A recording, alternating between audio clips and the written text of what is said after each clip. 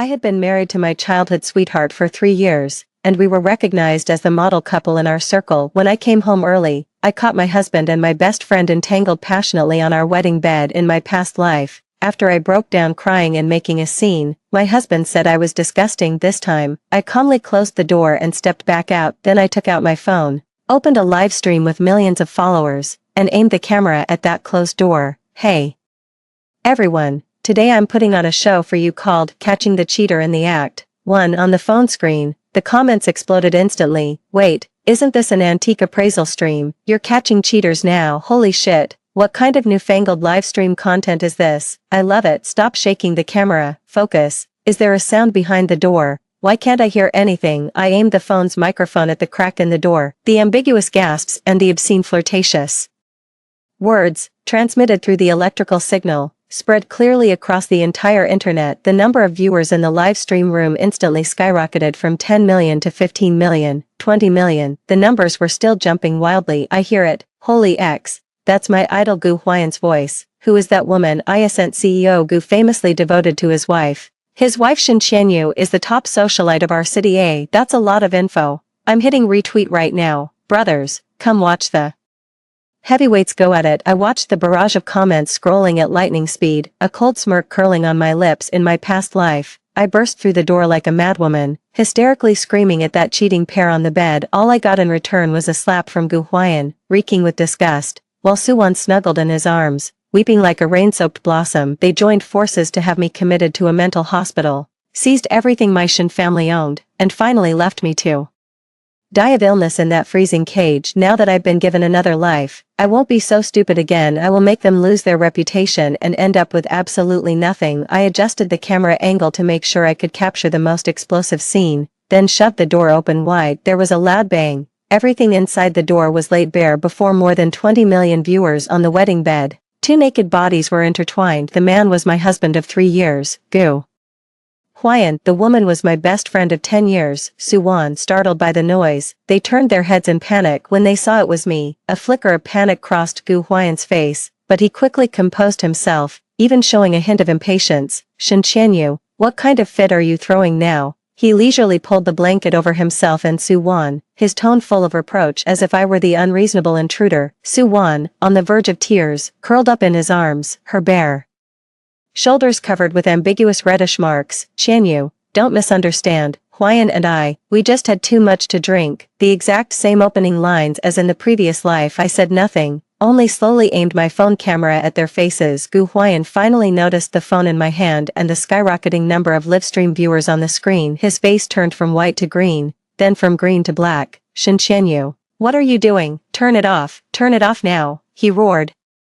Throwing off the covers and lunging to grab my phone, I stepped back and dodged him with ease. The camera perfectly captured his stark naked, humiliated state and Suwan's terrified scream. The comments exploded. Ah, my eyes. Gu Huaiyan is actually cheating. That woman is Suwan. Oh my god, watch your friends, not just your man. Shen Qianyu, run, that guy is about to hit her. Record it, record everything, this is evidence. 2. Gu Huaiyan found nothing, then glared at me with furious humiliation, his sinister eyes nearly devouring me. Are you crazy? Do you know the consequences of this? Of course I do. I looked at him calmly and enunciated every word. The consequence is that you, Gu Huaiyan, the most promising young entrepreneur in a city, cheated on your wife with your wife's best friend, and from now on, you'll be ruined. And her, Suwan, the brilliant designer, knowingly became the other woman, and will be loathed by thousands. Suwan's face was as pale as paper. She clutched the quilt, her body trembling uncontrollably. Qianyu, you can't do this to me. We are best friends. Best friends, I laughed, but the smile didn't reach my eyes. Would a best friend climb into my husband's bed and sleep in our bridal suite? In the live stream, netizens were outraged. Scumbag and homewrecker, lock them up together. Heart goes out to Shen Qianyu, sending hugs to you. Beautiful, don't be scared, host.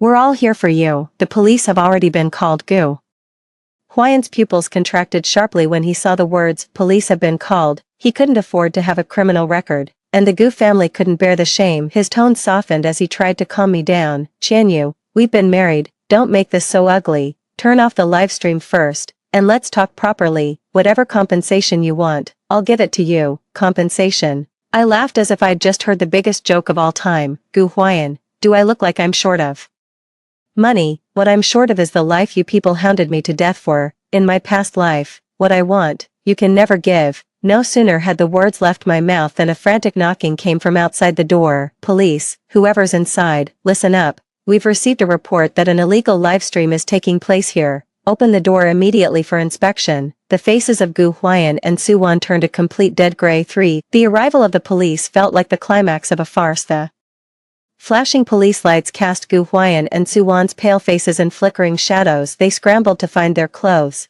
their disheveled state drawing a chorus of whistles and mockery from the live stream. I timed it perfectly and ended the broadcast. Just before the screen went completely black, I said, "Thank you to all my followers for watching. That's all for today's show. I'll post updates on my personal account." My personal account? Of course I didn't have one, but I knew that after tonight, there would be an account named Shin Chanyu across the internet, with followers in the tens of millions, and that account would become a sword of Damocles hanging over Gu Huayan and Su Wan's heads. After the police entered, they asked routine questions about the situation. I explained the matter concisely and submitted the live stream recording as evidence to the police. Gu Huayan tried to defend himself, claiming it was just a misunderstanding between husband and wife, but faced with a misunderstanding witnessed by over 20 million viewers, his defense seemed feeble and hollow. In the end, they were taken back to the police station for disseminating obscene content on a public online platform. I followed behind to give my statement. Before leaving, Gu Huayan turned back and looked at me with eyes dripping with venom. "Shin Chanyu, you will regret this." I gave a smile in return. "Regret? What I regret most is not seeing your true colors sooner in my past life." It was already dawn when I came out of the police station. I hailed a taxi and gave the driver the address of a hotel. I didn't go home. That house, full of betrayal and filth, I didn't want to stay there a second longer. The moment I arrived at the hotel, my phone rang. It's my mother-in-law, Gu Huayan's mother, Lu Qin. The moment the call connected, she started berating me without pause. "Shin Chanyu, you venomous woman. Our Gu family must have offended the gods in a past life to end up with a troublemaker like you. If anything happens to Huayan, I'll skin you alive." 4. Skin me alive. I let out a soft laugh, my tone languid. "Ms. Lu, this is a society ruled by law. Making threats like that carries legal consequences." Lu Qin on the other end choked for a moment, then started shrieking even louder. "How dare you talk to me about the law? You've brought nothing but shame to our family. I order you to issue a statement right now, saying you were mentally unstable and made malicious defamations. Otherwise, I'll make sure you can't stay in City A any longer." "Oh," I drawled, "I'm so scared." However, whether I am mentally sound is not for you to decide. It must be assessed by a professional institution. As for malicious defamation, I happen to have a full hour of high-definition and censored screen recording. Would you like to see it? My son, Huayan Gu, in bed. "Shut up," Lu Qin interrupted me, frantic and furious, her breathing as rough as a broken bellows. I knew that above all else, she cared about the Gu family's reputation, and I was determined to tear that precious reputation apart with my own hands and trample it underfoot. "Shin Chanyu, what exactly do you want?" A faint trace of exhaustion and compromise crept into Lu Qin's voice. "Simple."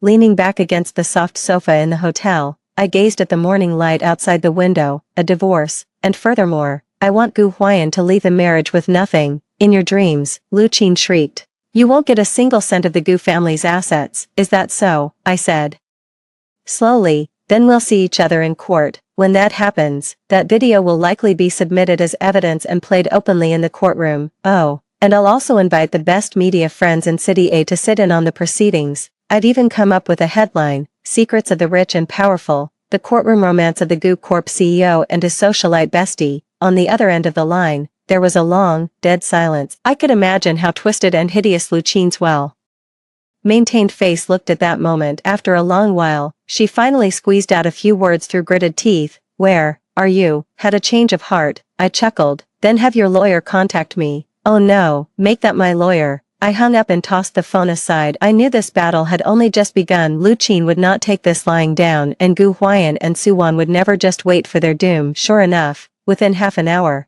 the tide of public opinion online began to turn. 5A lengthy post titled "A Heart-Wrenching Accusation from an Ordinary Girl, 10 Years of Friendship, Wasted on the Wrong Person" quickly went viral across major platforms. The writer is Su Wan. In the article, she portrays herself as a pitiable person who humbled herself for love. She claims that she and Huayan Gu are truly in love, but were forced to painfully separate because of the interference from me. The malicious legitimate wife. She says that I am usually arrogant and domineering, that I constantly scold and physically mistreat Huayan Gu, treating him as my possession. She says that I long ago noticed her relationship with Huayan Gu, yet kept silent and endured until today, when I set up this vicious trap just to destroy them. I love him, and I am willing to bear all the blame for him, but Qianyu, you win, you have destroyed us, yet you will never win his heart. At the end of the article, she attaches a selfie with reddened eyes, looking pitiful and vulnerable. It has to be said, Suwon really knows how to play on people's emotions. This whitewashing piece, which glossed over the core issues and twisted the truth, successfully won her sympathy from some people. Public opinion began to polarize, so that's how it is. No wonder President Gu didn't cheat. Turns out the real problem was his wife. 10 years of close friendship, and you steal someone's husband, and have the nerve to call it true love. You're a mistress with utter audacity. Shin Qianyu is way too vicious. Resorting to revenge like this, all you sanctimonious people upstairs, get lost. I support the wife. Go tear apart the scumbag and the mistress. My phone started buzzing wildly again, calls and texts from countless unknown numbers. When I opened them, all I saw were insults and curses. Bitch, why don't you just go die? Leave CEO Gu and Wanwan alone, you vicious woman. It seemed the Gu family's PR team had stepped in. They had bought bots and leaked my phone number, trying to use public opinion to force my hand. Unfortunately, they were barking up the wrong tree. Looking at those ugly, offensive words, my eyes showed no trace of emotion. I turned on my computer and logged into an encrypted email account. Inside, an email I had prepared long ago sat quietly. The recipient was Xue Feng, the most famous yet most unprofessional paparazzo in City A. The email content was very simple, consisting of only an audio file and a single sentence. A headline for you. You're welcome. Click send. After doing all this, I shut down the computer, drew the curtains, and fell into a peaceful sleep. Only by getting enough rest could I enjoy the show. 6. I slept so deeply that I lost all sense of time. When I woke up again, the streets were already glittering with evening lights outside the window. I turned on my phone and saw dozens of missed calls and hundreds of unread messages. Some were from Lu Qin, some from Gu Huayan, and others from my parents. I called my parents back first to let them know I was safe and told them not to worry. Although they were shocked by my decision to divorce, they were more concerned and supportive than anything else. Qianyu, don't be afraid, Mom and Dad will always have your back. After hanging up, I opened Weibo. 8 of the top 10 trending topics were related to us. Hashtag Gu Huayan Suwon recording. Hashtag Suwon's image collapses. Hashtag scheming bitch Suwon. Hashtag Shin Qianyu strikes back. Hashtag behind each entry is a dark red explosive tag. Clicking on the first entry brings up the audio clip released by Xue Feng. In the audio clip, Suwon is having a conversation with another friend of hers, Wanwan. Are you really going to do this? That's Shin Qianyu we're talking about. She's been so good to you. Good, Suwon sneered, her voice dripping with jealousy and contempt. She's just lucky to have been born into the Shin family. What gives her the right to have everything? Gu Huayan, and the Gu family's assets. They should all be mine, but, no buts. That fool Gu Huayan is already completely infatuated with me. Once I get the shares of Gu Group and get pregnant with his child, Shin Qianyu will have no choice but to get lost. What about Lu Qin, that old woman? She can't wait to see me through the door. She's always disliked Shin Qianyu, says her family's too well connected and overshadows the Gu family. The audio clip wasn't long, but it carried an immense amount of information like a sharp knife. It tore apart the mask of suffering for love that Suwon had so carefully crafted. By the way, she also dragged Lu Qin down with her. The comment section has completely been overrun. Holy crap, what a huge reversal. So Suwon is the real scheming bitch. Ugh, so disgusting. Enjoying a friend's care while plotting to steal her husband and family fortune, and that mother-in-law is something else, actually helping the other woman go after the daughter-in-law. Shin Qianyu, well done. With people like this, you can't afford to be soft. Under Suwon's whitewashing post, the comments were overwhelmingly abusive. The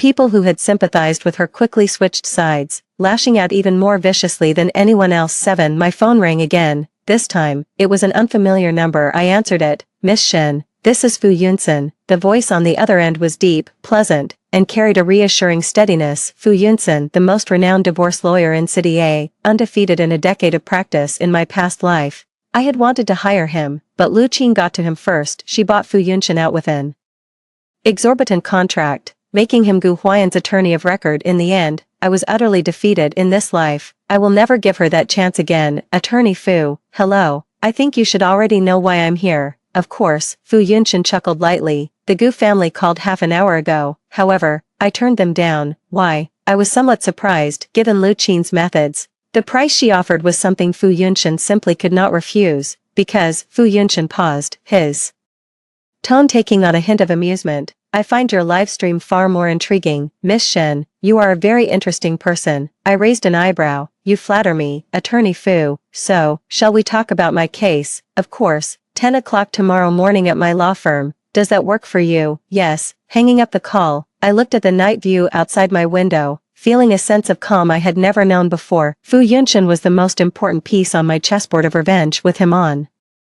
my side, my chances of winning increased by 90%. The next day, I showed up at Fu Yunshan's law firm on time. He was younger than I had imagined, dressed in a well-tailored black suit. Behind his gold-rimmed glasses, his eyes were deep and sharp, as if he could see right through people. Miss Shen, please have a seat. He poured me a glass of water himself, then sat down across from me. I've reviewed your request, divorce. And Gu Huayan walks away with nothing. Yes, I nodded. Most of the marital assets come from my family's investments and the conversion of my premarital property. The startup capital for Gu Huayan's company was also provided by my father. I have evidence for all of this. In my past life, all this evidence was destroyed by Lu Qin using despicable means, but in this life, I have long since moved it to the safest place. Fu Yunshan nodded, his long fingers tapping lightly on the desk. The evidence is solid, but the Gu family has deep roots in City A. They will definitely try every means to delay and apply pressure. I understand. So, we need to add fuel to the fire. Fu Yunshan adjusted his glasses, a sharp glint flashing in his eyes behind the lenses. A fire that will burn them completely to ashes. 8. The fire that Fu Yunshan referred to as a document, a detailed dossier of evidence concerning Gu Huayan Company's tax evasion, falsified accounts, and illegal bidding practices in recent years. How did you get all this? I looked at him, stunned. In my previous life, I had investigated these matters for a long time and only scratched the surface, yet Fu Yunshan had managed to obtain such a complete chain of evidence in such a short time. Trade secret. He winked at me, a sly smile playing on his lips. All you need to know is that with this, Gu Huayan won't just be forced to leave with nothing, he'll also be singing the blues behind bars for a few years. I looked at him, and a warm current suddenly surged in my heart. Attorney Fu. Thank you, don't mention it. He pushed the documents toward me. It's my job, and, he paused, looked me in the eye, and said earnestly, I also despise people who ruin others' families. His gaze was so sincere that it made me momentarily dazed. We reached an agreement. I handed over all the evidence I had to Fu Yunshan. He, in turn, promised to resolve everything for me as quickly as possible. Leaving the law firm, the sunlight was just right. I narrowed my eyes and took a deep breath. The air itself seemed to carry the scent of freedom. Next came the waiting for the Gu family to thrash about in their death throes. That afternoon, the stock price of Gu Corporation began to plummet overnight. Nearly 10 billion in market value evaporated online. The scandals surrounding Huayan Gu and Suwan continued to escalate. The Gu family's PR team was already overwhelmed, powerless to turn the tide. Lu Qin called me again. The arrogance in her voice was gone, replaced by nothing but exhaustion and venom. Shen Qianyu, what will it take for you to stop? Are you determined to destroy Huayan and the Gu family? It was your son who destroyed himself and the Gu family. I replied coldly, I'm begging you, spare him. If you drop the charges and issue a public statement, I can give you 100 million, no, 500 million, 500 million. She really was willing to spend. Too bad that money was the one thing Shen Qianyu never lacked. Ms. Lu, I'll say it again, all I want is a divorce. And for him to leave with nothing. Oh, right, I interrupted her. Forgot to tell you, I've already reported the Gu Group's illegal activities to the tax authorities and the securities regulator. I think they'll be inviting Boss Gu in for tea soon. Over the phone, a sharp shriek came through, followed by the sound of a heavy object hitting the floor. I knew it. Lu Qin had fainted from rage. Serves her right. This was all the retribution they deserved. 9. Things unfolded even more smoothly than I had anticipated.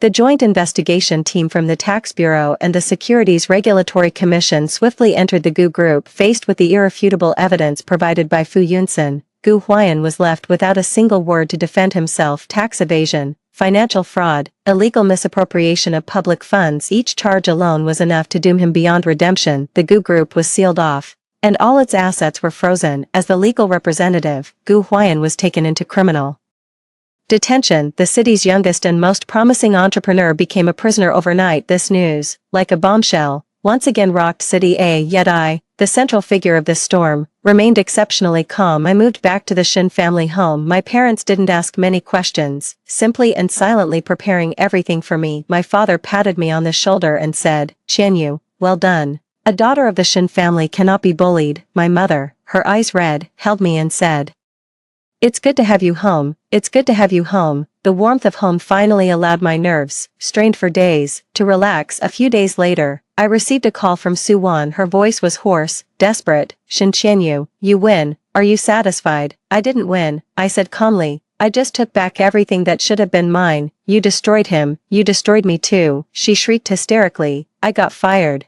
And everyone calls me a slut. I'm even afraid to leave the house now. This is all your fault. You chose this path yourself. I won't let you get away with this. Even as a ghost, I won't let you off." The call was disconnected. I listened to the buzzing dead tone, feeling nothing at all. When it came to Suwon, even hatred felt like a waste. She is nothing more than a pathetic clown on my path to revenge. The real big fish is yet to come. 10. The divorce trial between Gu Huayan and me has begun. Due to the involvement of public figures and commercial crimes, this trial has drawn significant attention. I sat in the plaintiff's seat, my expression calm and detached. Across from me in the defendant's seat, Gu Huayan sat in prison uniform, handcuffed, gaunt, and haggard, his former swagger and vitality completely gone. His eyes were fixed on me, filled with resentment and reluctance. Lu Qin sat in the first row of the gallery. In just a few days, she seemed to have aged over a decade, most of her hair now gray. The trial proceeded without any surprises. The evidence Fu Yunshan had prepared was irrefutable: marital infidelity, asset concealment during the marriage, commercial crimes. Gu Huayan's crimes were laid out one by one. The lawyer he hired was steadily defeated by Fu Yunshan, unable to mount any effective defense. In the end, the judge pronounced the verdict in court. The divorce between me and Gu Huayan was granted due to Gu Huayan's substantial fault in the marriage. I was awarded 90% of the marital property. The original shares of Gu Group belonged to me. As for Gu Huayan, he will face a prison sentence of more than 10 years. The moment the gavel fell, Lu Qin let out a piercing wail and fainted on the spot. Gu Huayan, as if drained of all strength, collapsed into his chair. He looked at me, his lips trembling as if he wanted to say something, but I didn't give him the chance. I stood up and, accompanied by Fu Yunshan, walked out of the courtroom without looking back. Outside, the sun was shining brightly. A swarm of reporters rushed forward, completely surrounding Fu Yunshan and me. "Miss Shen, are you satisfied with this verdict? Miss Shen, what are your plans now? Will you take over the Gu Group?" "Mr. Fu, you've won the case decisively. Is there anything you'd like to say?" The flashbulbs kept popping, washing a pallor over my face. I stopped, looked into the cameras, and gave a composed smile. "Justice may be delayed, but it will never be absent. As for the Gu Group," I paused, my voice clear and firm, "it will soon bear the surname Shen." 11. My words made headlines on the front pages of major financial news outlets the very next day. Hashtag Shen Qianyu, a city's new queen of business. Hashtag the fall of the Gu Group, the rise of the Shen family. Hashtag everyone thought it would take me a long time to clean up that mess, but they were all wrong. With Fu Yunshan's help, I resolutely and swiftly carried out drastic reforms within the company. I purged all of the Gu family's old loyalists and replaced them with my own trusted people. I stripped away the bad assets and reintegrated the business lines. By leveraging the Shin family's connections and resources, I quickly injected new vitality into the company. In just 1 month, the company's stock price miraculously stopped falling and rebounded, even climbing higher than before the incident. Through my own ability, I proved to everyone that I, Shin Qianyu, am no daughter flower that can only cling to a man. I can also be a queen who stands on her own. That day, I was handling documents in my office when the secretary knocked and entered. "President Shen, there's a lady here to see you. She says her name is Suwon." I looked up, somewhat surprised. I thought she would never have the nerve to show her face in front of me again. "Let her in." A few minutes later, Suwon walked in. She had lost a lot of weight, her complexion was sallow, and she wore an old, faded coat. Stripped of her former glamour, she looked at me with complex emotions: envy, resentment, and a hint of pleading. "Qianyu," she began, her voice dry, "we're not close enough for such familiarity." I leaned back in my chair and looked at her indifferently. Her face paled, and she clenched the corner of her clothes. "Mr. Shen, I'm here to beg you." "Beg me?" I laughed as if I'd heard a joke. "What makes you qualified to beg me?" I know I was wrong." She lowered her head, her voice turning tearful. I shouldn't have been so bewitched, shouldn't have wronged you. Please, for the sake of our 10 years of friendship, give me a way out. I can't find a job right now, and I can't afford the rent. If this continues, I'll really starve." She wept beautifully, pitiful and forlorn. In my past life, I might have softened, but now, I only feel disgust. Suwon. I stood up, walked over to her, and looked down at her. "What does you starving to death have to do with me? When you plotted against me back then, why didn't you think of leaving me a way out, when you and Hwang-gu were tangled up in bed on my wedding bed? Why didn't you think of our 10 years of friendship?" Every word I said was like a knife, stabbing deep into her heart. Her face grew paler and paler, and her body began to wobble as if about to fall. Get out. I cut her off coldly. "Don't let me see you again, or I can't promise what I might do." My gaze was as cold as a blade dipped in poison. Suwon took a step back, startled by me, then staggered around and fled out the door, watching her run away. I felt no satisfaction whatsoever, only a deep sense of sorrow. For an unworthy man, for those illusory desires, she had ruined her own life and nearly ruined mine. 2:12 With that minor episode with Suwon resolved, my life finally returned to the right track under my leadership. The company was thriving. Fu Yunsun has gone from being my attorney to my friend. We occasionally have meals together and chat. He is a very learned and interesting person. With him, I feel a sense of relaxation and ease I have never known before. One day, we made plans to eat at a newly opened Western restaurant. He suddenly asked me, "What are your plans going forward?" Plans? I cut into my steak and thought for a moment. "To build up the company well and let my parents enjoy their retirement." "And what about yourself?" He looked at me intently. "Have you ever thought about starting a new relationship?" My hand paused for a moment. Feelings. Having experienced Gu Huayan's betrayal, I've grown somewhat wary of that word. "Haven't thought about it for now." I smiled.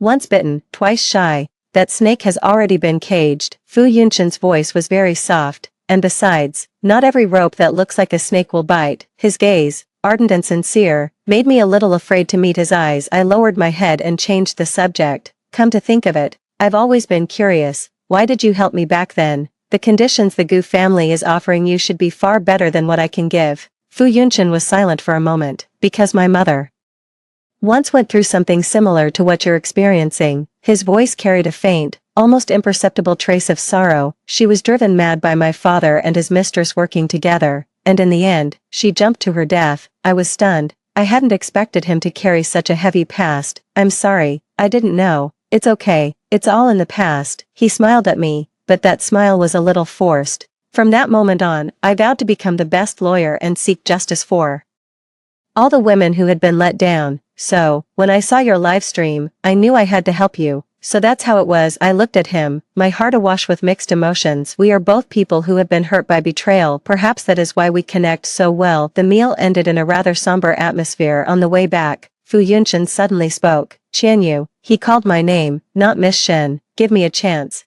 And give yourself one too." "All right." I looked at him and saw my own reflection in his deep eyes. My heart, uncontrollably, skipped a beat. 13 I did not answer Fu Yunshun immediately. I needed time to sort out my feelings. Back home, I received an unexpected call. It was from the prison. Gu Huayan wanted to see me. I hesitated for a moment, but still agreed. Some things, after all, must be settled. In the visitation room, through a thick pane of glass, I saw Gu Huayan again. He looked even more haggard than the last time in court, dressed in blue and white striped prison uniform. His hair buzzed short, his eyes sunken and murky. When he saw me, he grew somewhat agitated. Veins bulged on the hand gripping the phone. "Shen Qianyu, you vicious woman." The first words out of his mouth were still curses. I looked at him calmly and said nothing. After cursing for a while, seeing that I didn't respond, he found it boring and stopped. "What exactly did you do to my mother?" he asked, breathing heavily. "What could I do to her?" I retorted. "I simply gave her back what she did to the Shen family." After I took over the company, the first thing I did was conduct a thorough audit of the Shen family's investment in the Gu family's accounts. Back then, that was when I discovered that Lu Qin had used her position to secretly transfer a large amount of the Shen family's assets and embezzle them for her own gain. I handed the evidence over to the police. Now, she had also come inside. She was in the women's prison right next to Gu Huayan's. In a sense, mother and son had been reunited. "You," Gu Huayan's eyes instantly turned red. He sprang to his feet and tried to lunge at me, but was stopped by the glass. "Shen Qianyu, I'll kill you." He pounded frantically on the glass, making a booming sound. The guards rushed over immediately, pinned him down, and dragged him out. From beginning to end, My expression did not change in the slightest. Watching his pathetic figure being dragged away, I suddenly found it a little ridiculous. This was the man I had loved for over a decade, the man I had even died for once. Now it seemed he was nothing more than a spoiled coward with no sense of responsibility walking out of the prison. The sunlight was blinding. I saw Fu Yunshen's car parked not far away. He was leaning against the car door. When he saw me, he smiled. All done, yeah, how are you feeling? Better than ever. I looked at him and also smiled. Fu Yunshen, does what you said last time still count? He was stunned for a moment, then quickly realized what I meant. The surprise in his eyes was almost overflowing. Of course, he walked quickly to me and took my hand. His palm was warm and dry, full of strength. Qianyu, thank you. I should be the one thanking you. We looked at each other and smiled. The sunlight above our heads was warm and bright. I knew that at last, a new chapter of my life had begun. All the darkness and pain were now in the past. The future would be smooth sailing. 14. After I got together with Fu Yunshen, life became like honey sweetened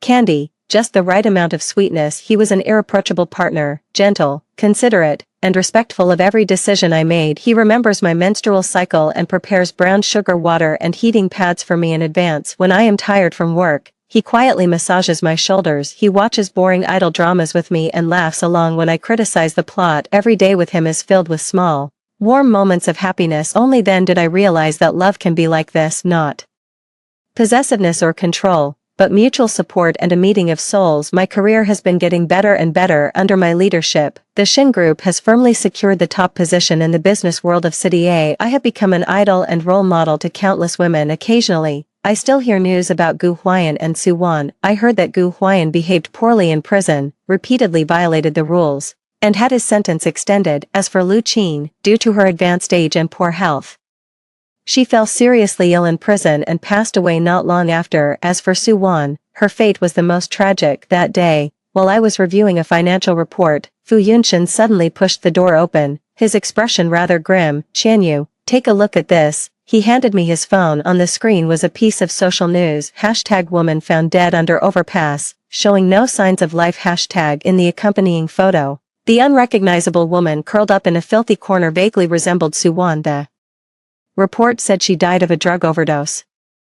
After I kicked her out, she was desperate, fell into addiction, and ended up dying on the streets. Looking at that photo, I felt nothing at all. Those who are pitiable often have a hateful side. Her fate today is entirely her own doing. I turned off my phone, looked up, and smiled at Fu Yunshen. It's all in the past. Yeah, it's all in the past. He walked over and hugged me from behind. From now on, you have me. I leaned into his warm embrace, feeling his steady heartbeat, and my heart was at peace. Yes, it was all in the past. Those who had hurt me had already paid the price, and I had found my own happiness in this second chance at life. I did not waste heaven's gift. I have become the person I always wanted to be, proud, independent, and radiant. Outside the window, the night is gentle. I turned my head and kissed Fu Yunshen on the lips. There is still a long way to go in this life. We have plenty of time. The end. That's the first story for now. Don't go away, the next ones are even more exciting. In an era of scarcity, Qin Chuan used the family's last 60 gene of food ration coupons to exchange for 2 movie tickets, all to fulfill a movie dream for his sister-in-law, who had just lost her husband. But my baby was crying from hunger. I cursed that woman for being shameless, but he shielded her and scolded me, saying, "You've only lost your ration coupons, but she has lost her whole family. She just wants to feel a little happiness. Can't you be more sensible?" I made a huge scene at home, but the whole family sided with my widowed sister-in-law. Later I learned this woman was Qin Chuan's long-lost ex-wife, and the stepson I had been raising was her child from their marriage. I turned and left, determined to take control of my own destiny. Not until famine struck, as I sat in the sedan chair watching him, did he come to blows with the woman he called his sister-in-law just for a bite of food. The rice jar at home was empty. The baby was crying with hunger, and my 7-year-old stepson was jumping around restlessly from starvation. My parents-in-law complained about how I had failed to keep the food ration coupons safe. I searched the entire house but could not find the ration coupons I had saved up for half a year. Panicked, I hurriedly carried my 6-month-old baby on my back and went to my husband's factory to find him. But there I saw him laughing and chatting with the woman he called his sister-in-law. As they walked out of the cinema, I looked down and saw the half stub of the movie ticket he was trying to hide. Everyone knew how hard it was to get movie tickets, priceless and beyond reach. Moreover, since this was the first time a cinema had opened in our county town, it made things even more difficult.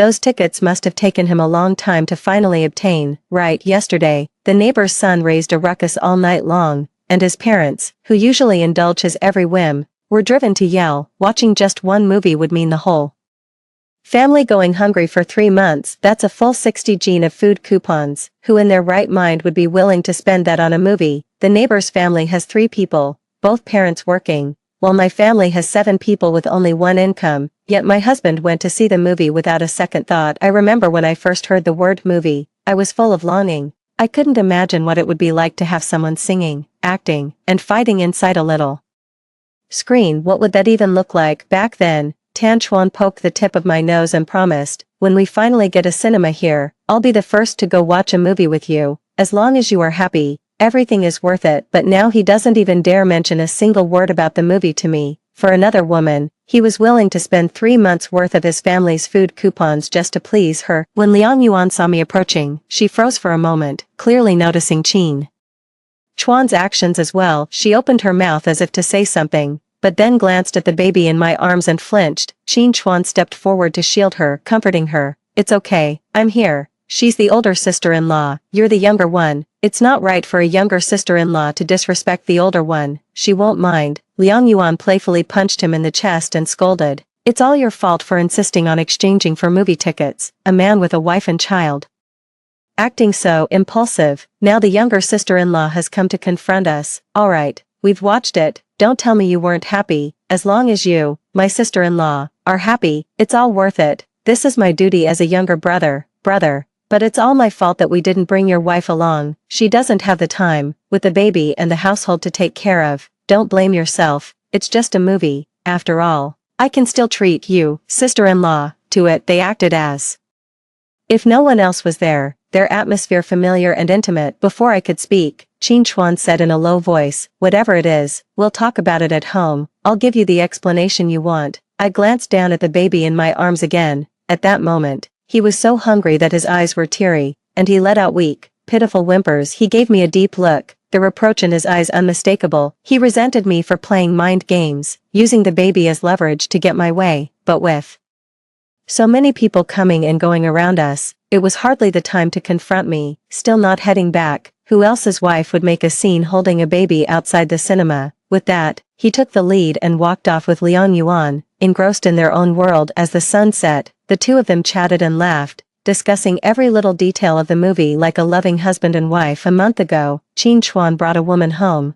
He said his elder half-brother had died unexpectedly, leaving behind his newlywed bride. The daughter-in-law was utterly alone, a woman with no source of income and too afraid to return to her family home, so he took the initiative to bring her back. At the time, he assured me, Nuan, don't worry, once I find a chance to settle her properly, we'll close our doors and live our own quiet life. Given the circumstances, it's just an extra pair of chopsticks. Please, have some compassion and help her. Okay, he said. Liang Yuan was a pitiful person, weak in character with no survival skills, abandoned by her parents at a young age, and could only drift along with human traffickers, looking for someone to marry. If it hadn't been for her elder brother protecting her, she might have starved to death. I tried to analyze our current family situation for him. We're not well off. There are already 7 mouths to feed, and adding another will only make an already difficult situation even harder. My sister-in-law is getting married next year, and we still need to save for her dowry.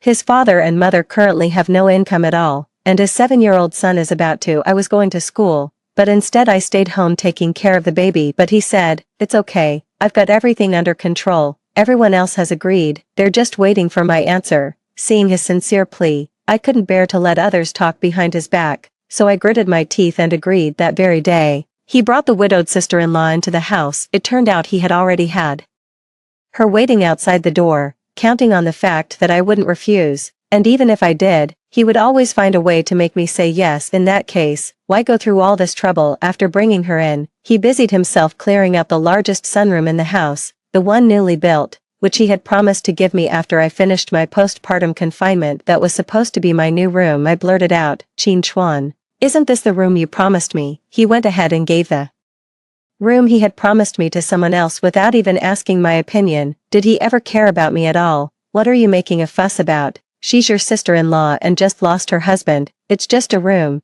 Do you really have to be so petty? My eyes turned red with grievance. How could he think of me that way? If he had only asked for my opinion, how could I have refused? Swallowing the bitterness in my heart, I carried my child and, thick-skinned as I felt, went to see my best friend Lin Xiang. Only when the baby finally got some rice cereal did my heart settle down. Looking at Lin Xiang's face, once rough but now delicate and well cared for, then glancing down at my own increasingly rough hands, I suppressed my jealousy. No sooner had the words left my lips, I want a divorce. Lin Xiang, holding her baby, froze in disbelief. Your tan son is so outstanding and treats you so well, how can you bear to let him go? Before Liang Yuan came along, he truly treated me well. There was love between us. He remembered all my preferences and everything about me. He was willing to empty his savings just to marry me. He got hurt for me, drank himself unconscious to win my hand, and quit smoking just because I casually said I disliked men who smoke. But now, the young man who once blushed and his heart raced at the sight of me has become someone who embarrasses me in public over irrelevant people to please another woman while letting my baby go hungry. I also find it harder and harder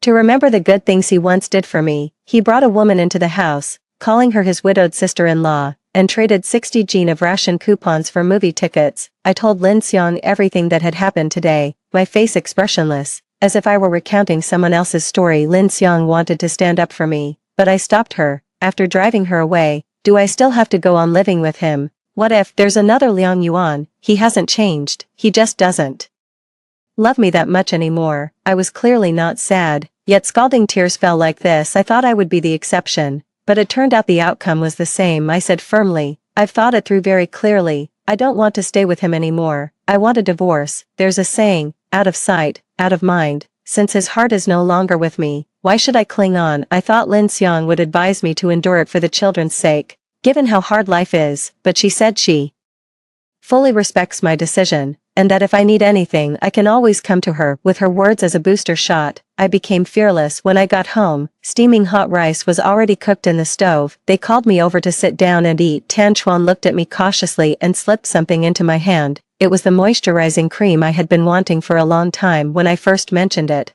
he said the supply and marketing cooperative didn't have any in stock, but on the second day after Liang Yuan arrived, he bought it for her. He set out the bowls and chopsticks for me and filled a large bowl with rice. Yuan, we have food at home, eat as much as you like. He paused for a moment. Liang Yuan is new here. She's lost my brother and has no one to rely on. As her younger brother-in-law, it's only right that I look after her a bit. She's feeling down, so I thought I'd take her out to lift her spirits. I hope she can soon move past the grief of losing her husband. Can you please try to understand? The mother-in-law also chimed in. Yuan, let bygones be bygones about the food ration stamps. Xiaochun will bring more back at the end of the month. Just let this matter pass. If your sister-in-law sees you pulling a long face, she'll overthink it and feel even worse. Clearly, I wasn't the one in the wrong, but in their eyes, I was wrong for being too sensitive, wrong for giving the widowed sister-in-law a cold look. They wanted me to be the one to give in. The father-in-law sat in gloomy silence, puffing on his pipe, completely ignoring that the baby and I were there. I quickly carried the baby back to the inner room, watching her sleep soundly. I made a quiet resolve. Baby, you will support Mom's decision, won't you? I will never let my baby compete for affection or suffer grievances because of someone irrelevant. After settling the baby down, I walked over to them, looked around, and pointed at my father-in-law, asking, Qin Chuan, doesn't your father know that the baby and I can't be exposed to secondhand smoke? Why is no one saying anything to him? Is this what you call thinking about me? I will never forget that when Liang Yuan first arrived, she coughed after smelling my father-in-law's cigarette smoke, and he immediately put out his cigarette and voluntarily went outside. But whether I was pregnant or postpartum during confinement, my father-in-law still did whatever he wanted, even though Qin Chuan had politely brought it up multiple times. He still didn't change. My voice was colder than ever. You all say Liang Yuan is new here and needs to be taken good care of. What about me?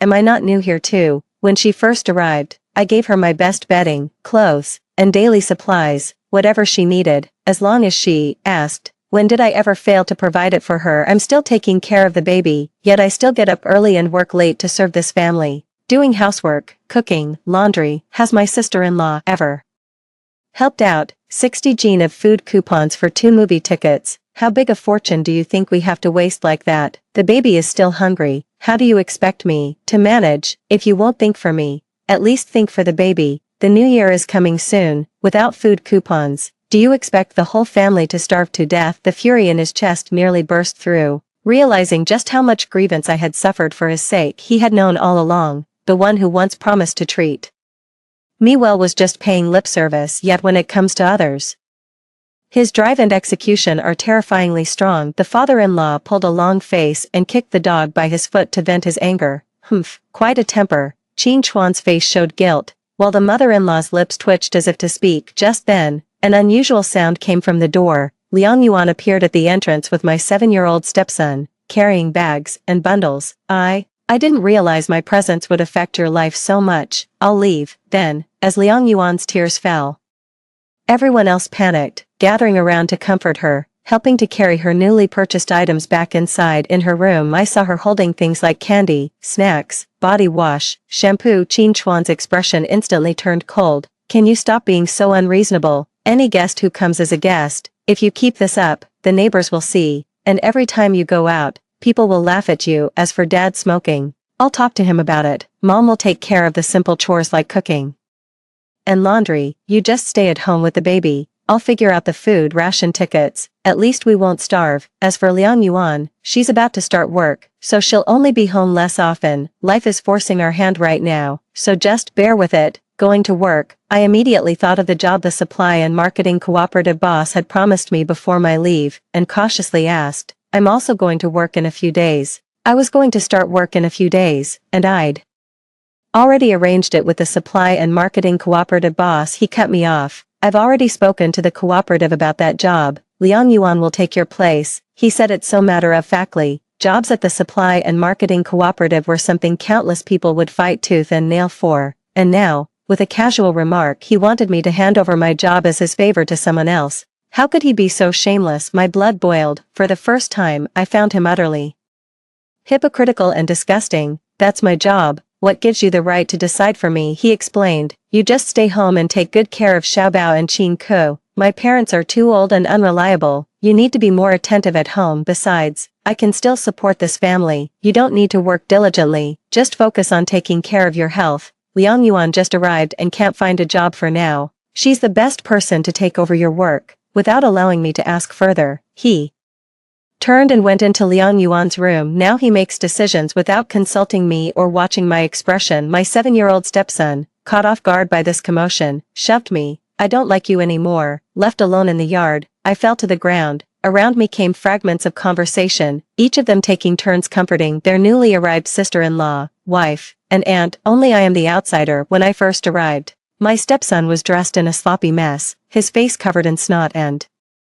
drool, thin and small. Every day, I meticulously cared for and cherished him, asked after his needs, treating him like my own flesh and blood. Qin Chuan said he was born pitiful, without parents, the orphan of some comrade, unable to bear it. He brought him back to raise, but I have raised him for so long, yet in the end he remains an ungrateful wretch who cannot be tamed. I got up, stopped wallowing in self-pity, glanced at the sleeping baby, and hurried out the door. I thought it through. This marriage absolutely must end in divorce, so I need to make full preparations to be able to leave, the most important being not to let the baby suffer hardship because of me. I headed straight to the supply and marketing cooperative. I had earned this job opportunity through hard work. Why should I just hand it over to someone else? When I arrived at the cooperative, the boss recognized me and said, I was waiting for you to start work, but I never expected. You're so lucky, your husband can't bear to let you work. So that's what he told the boss, to let Liang Yuan take over my job. He took it upon himself to directly contact the boss and arrange for Liang Yuan to come, all under the guise of being a devoted husband. If he really loves selfless giving so much,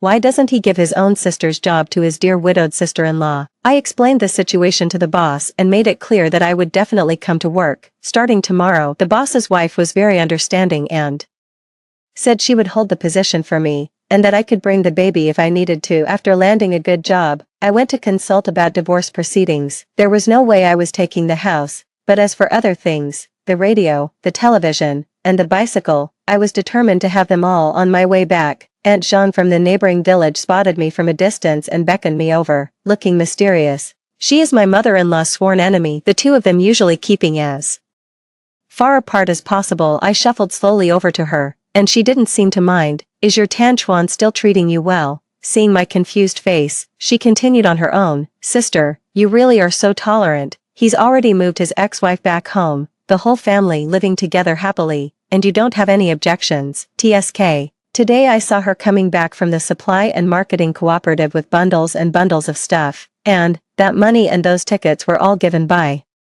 your Qin Chuan, right? Why are you so kind? Oh, by the way, that stepson of yours was also born to that woman. Aren't you afraid that one day they'll make up and kick you out?" Hearing these words, my ears started ringing and my mind went blank. For a moment, I couldn't hear anything at all. My rationality was blown to pieces. It was all lies. How dare they? If they had told me honestly and discussed it with me, heart to heart, I might be reasonable, but as for them, they silently bring someone in and only then pretend to ask for my opinion. Once my opinion doesn't align with their wishes, it becomes my fault, and the whole family ostracizes me. Is Qin Chuan trying to reconcile with his ex-wife? Why bother making up such a disgusting excuse to fob me off? He actually claimed it was his widowed sister-in-law. Fine, fine, fine, the whole family is deceiving me, and they all treat me like a fool. I left those words behind and hurried off to find Lin Xiang. "I see, thank you, Aunt Zhang." After arriving at Lin Xiang's house, the atmosphere was very oppressive. Lin Xiang told me that the wave of layoffs might be coming. Her husband had received news that layoffs had already broken out in several provinces and regions, with many young and middle-aged workers forced out of their jobs, followed by numerous subsequent problems. Undoubtedly, famine is the worst outcome. Nuan, you need to be prepared,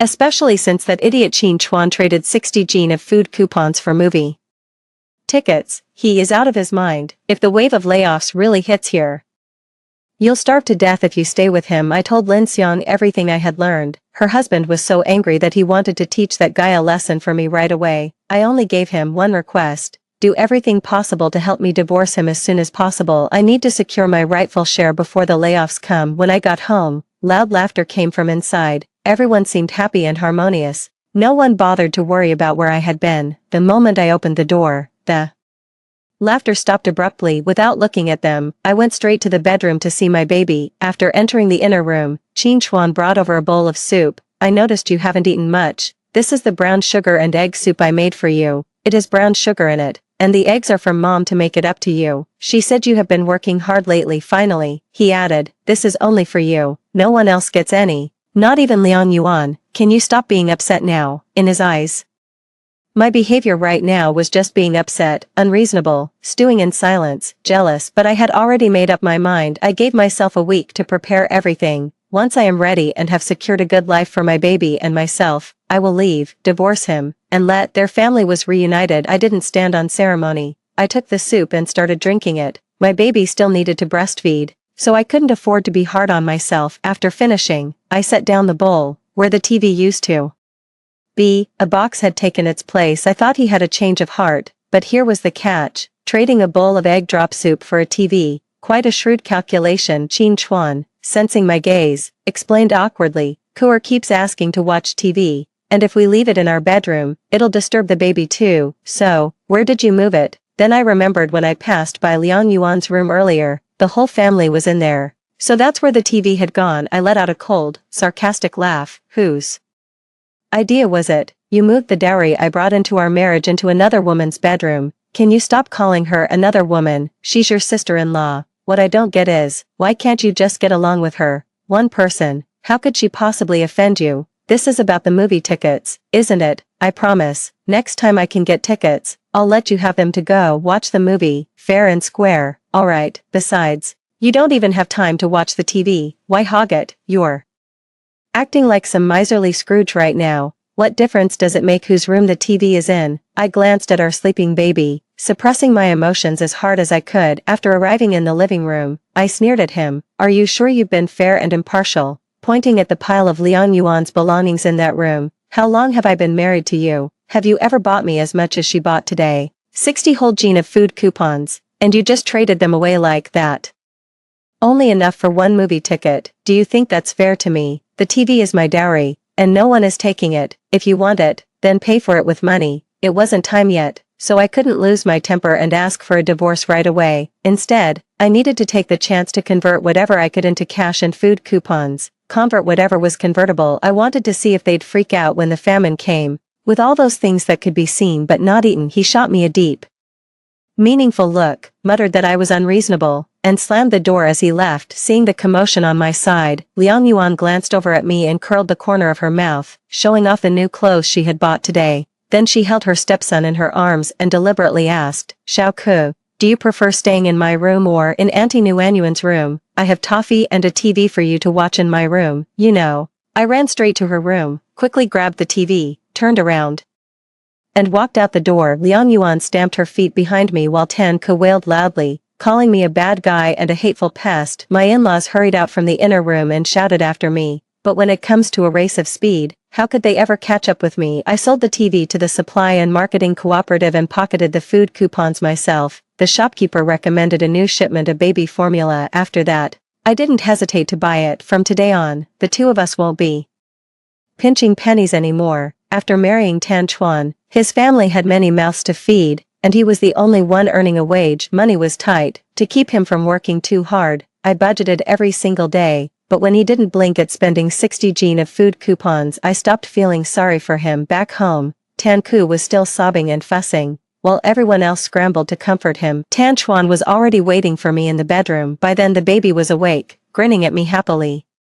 The hostility in me finally faded away. I took out the formula milk I had bought and prepared to make it. Qin Chuan saw this and wanted to help, but I ignored him. My baby loved drinking it, with an expression that seemed to say, "So there are things this delicious in the world." In times of scarcity, my breast milk wasn't enough, and I often had to feed the little one rice mush. Today, I finally splurged. "I won't let my baby suffer with me ever again." "You sold the TV, didn't you?" Seeing that I didn't respond, he said awkwardly, "I was wrong before. I admit I've been neglecting you lately. These are food ration coupons I borrowed, and some money. Take them all, empty, as original had no content for ID 7. If he gives them to me, I'll take them. I deserve this." The night passed without a word. I slept with my baby, while he slept outside alone. I treated him as if he were invisible. Seeing me about to leave early in the morning, my mother-in-law stood at the door and stamped her feet anxiously. "Nuanyuan, could you go out and borrow some grain? Our rice jar is empty." Tan Ku is such a young child, and he hasn't been getting enough to eat. I'm afraid it might affect his health. When her son used 60 Jin of grain coupons to buy movie tickets and starved my baby, she calmly said everyone went through the same thing. Now, just because her grandson might go hungry for one meal,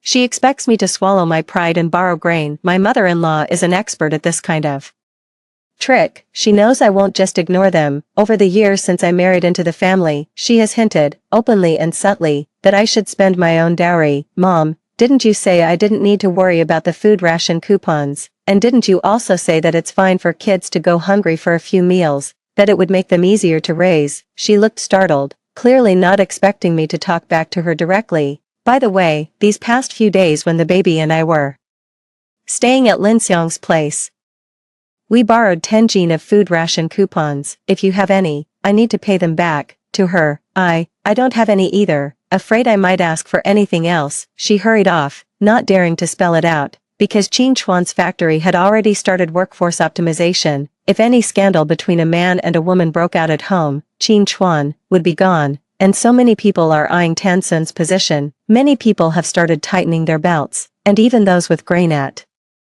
home dare not lend it out easily. While they weren't paying attention, I quickly took some sellable items to the supply and marketing cooperative to exchange them. With 3 days left, I could finally hold my head high and leave them behind. The usually bustling streets began to feel deserted today. A few shopkeepers gathered to discuss their options. "Have you managed to get any goods recently? I haven't received stock for days, and the boss I had an order with is unreachable. The little I have left, I have to raise the price." "Yeah, it's really strange. Goods used to arrive on time, but now it's been days and still nothing. The harvest is poor too. If this keeps up, we'll starve to death sooner or later." "No way. Is a famine really about to happen?" Hearing this, I quickened my pace. I headed to the supply and marketing cooperative first. As soon as the landlady saw me, she hurriedly handed me a letter. "Lin Wan, come quickly. Is this your letter?" It was mailed by my parents 2 weeks ago. I had a vague feeling that something big was really about to happen. Sure enough, my parents said in the letter that several major grain-producing provinces had already failed to collect any grain, and a famine was beginning. They told me to hurry up and find them, and that as long as they were there,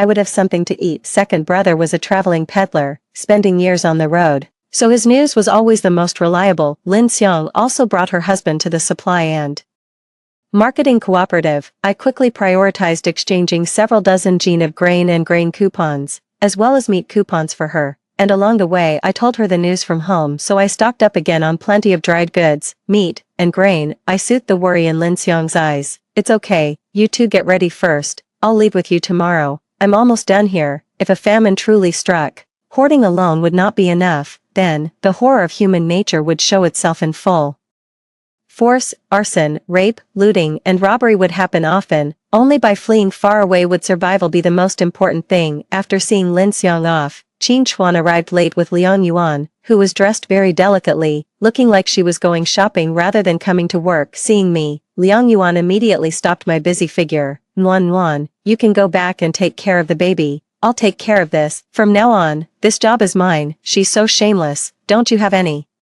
shame? Why should you take over when I'm doing my job just fine? You want to get something for nothing without putting in any effort. How ridiculous. My blunt words made her face alternate between green and white. Qin Chuan stepped forward and lowered his voice. Didn't we agree? You give this job to Liang Yuan, and you just stay at home and take good care of the baby. Isn't that better? What exactly do you want? I can give it to her. But I have two conditions. First, we divorce. I don't want any of the things in the house, but the savings that were left before Liang Yuan came, 120 yuan, I'll take that. Also, give me 50 yuan as compensation for this job. Second, Xiaobao belongs to me. He pulled me outside. Are you crazy? You want a divorce just because of a job? You weren't like this before. I stared right at him, wondering just how thick-faced he could be to argue with me without even blushing. Liang Yuan is your ex-wife, right? Qin Ku is her son, isn't he? If you want to bring her home, just say so, and we can part on good terms. But you had to come up with such a disgusting lie. Don't you find it disgusting yourself? He blurted out subconsciously. How could you? See, your first instinct is to hide it from me as long as you can, without ever thinking of telling me the truth. Your whole family has been making a fool of me, and now you want to give my job to her. What kind of good intention is that? Are you waiting for the right moment to throw me and Xiaobao out on the streets? He tried to take my hand, but I dodged. He looked remorseful. I'm sorry, I was wrong. I thought I could handle it. Back then, I did marry Liang Yuan, and later, after the famine hit our home and we got separated, someone introduced me to you. I wasn't good enough for you back then, so Mom told the matchmaker I was unmarried and that Qin Ku was adopted. I didn't argue or defend myself. I was so afraid of losing you, I couldn't listen anymore. Later, Lin Xiang's husband will bring the divorce papers. We're getting a divorce right away. Don't force me to blow this up. You're the one who wronged me. With that, I plunged straight into the supply and marketing cooperative. Whatever I say now, they just have to go along with it. Liang Yuan, standing at the side, looked even more smugly at me, as if to say she had won her husband back. But she didn't know that from this moment on, Qin Chuan would forever feel guilty toward me, and he would do his utmost to meet the demands I had made satisfy me. I don't know where Qin Chuan got the money, but he fulfilled all my conditions. Still, he looked at me with lingering hope. Nuanyuan, could you not leave? I'll have Liang Yuan move out. She has a job now, so she should be able to support herself. And what about Qin Ku? She's Qin Ku's mother. Can you keep her from coming to see him? Besides, your family would prefer Liang Yuan to come back, wouldn't they? The way we've treated her is only because we feel sorry for how hard her life has been all these years. Yes, in their eyes and hearts, they always feel guilt and pity for Liang Yuan, which made me the one sacrificed. But why should that be? Why should I be the one to make sacrifices? Why should I have to put up with all this mistreatment? Why should I be treated unfairly? He moved his lips as if he wanted to say something, but it was too late for me to change my mind. I took Lin Xiang and the others, loaded up the ox cart, and went home. I packed my dowry, clothes, and daily necessities into the cart. When my stepson saw this, he threw himself on the ground, throwing a tantrum and howling at the top of his lungs. You're a bad person. Why should you take my family's things? I won't let you take them. Just then, my mother-in-law came over and said, Nuanyuan, how about leaving the hot water bottle here? What will Tan Ku do if he needs hot water at night? And that radio? Could you leave that behind too? Lin Xiang snapped back. Auntie, these are all Nuan Nuan's dowry items. It's not appropriate to leave him here. Don't you think? If you really need them, then just go buy them at the supply and marketing co-op. It's not like your ex-wife didn't shamelessly take Nuan Nuan's job there, right? The mother-in-law immediately fell silent. Qin Chuan was still trying to stop me. Xiaobao is still so young. Can you really raise her all on your own? I promise I won't have any contact with Liang Yuan from now on. Can you please stay, Nuan Nuan? I feel like we haven't had enough time together. Lin Xiang rushed over, rolled up her sleeves, and warned, "You're the worst scumbag of all. You've already brought your ex-wife into the house, and you still dare not let our Nuan Nuan leave. Do you think you're an emperor with 3 wives and 4 concubines? Just see if you could even afford to feed a family of 7 without our Nuan Nuan." By then, Liang Yuan had also returned and stood at the side, looking dejected. "Qin Chuan, I'm so sorry. I never meant to drive you and Nuan Nuan to this point. I didn't want to break you two up. If only I had died out there, then you and Xiao Ke could have lived in peace." With that, she lunged toward the door frame. Qin Chuan, the closest to her, remained expressionless, making no move to stop her. She could only, grudgingly halt, then walk over to her stepson, pick him up, and soothe him. The father-in-law laid down the law.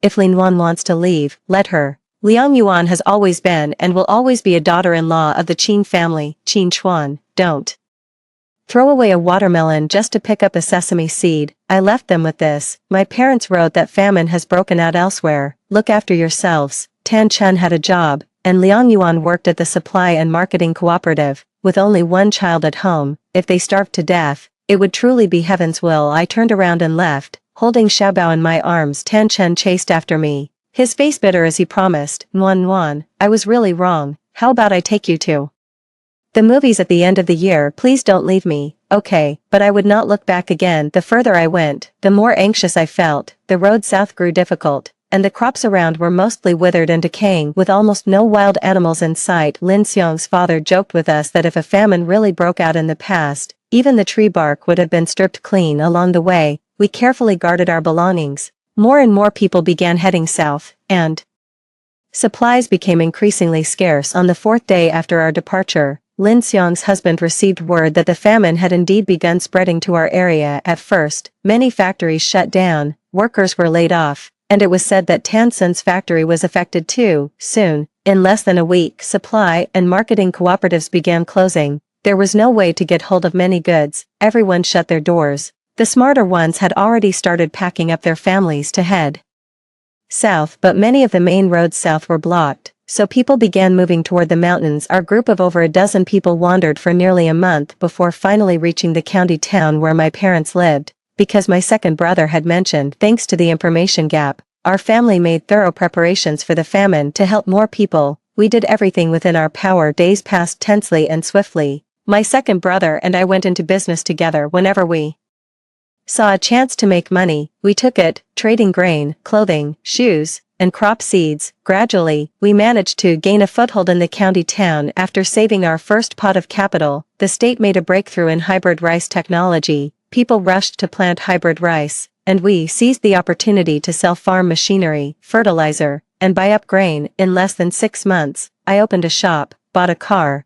and watched more movies than I could count. Later, the refugees entered the city and became its cheapest labor force. The next time Qin Chuan and Liang Yuan were seen was among the crowd of refugees. The two were fiercely fighting over a plain white bun when Qin Chuan's angry voice rang out from a distance. "Liang Yuan, Mom is starving to death. That bun isn't for you, spit it out." They were unkempt and raggedy, scrapping over food like wild dogs. As I rode past them in my car, I slowly tossed down a few buns to provoke another fight. "Qin Chuan, you once were willing to spend 60 Gene of ration tickets just to win a smile from her. Now, why won't you spare her even a single bite? Your love is truly cheap." As the car sped up, I charged forward. My life had only just begun. Story 2. On the day I got married to Ivan, in a flash, his childhood sweetheart cried and asked him, if she and I quarrel in the future, whose side will you be on? Ivan impatiently said she was being silly, but every time, he stood by her side when his childhood sweetheart self-directed and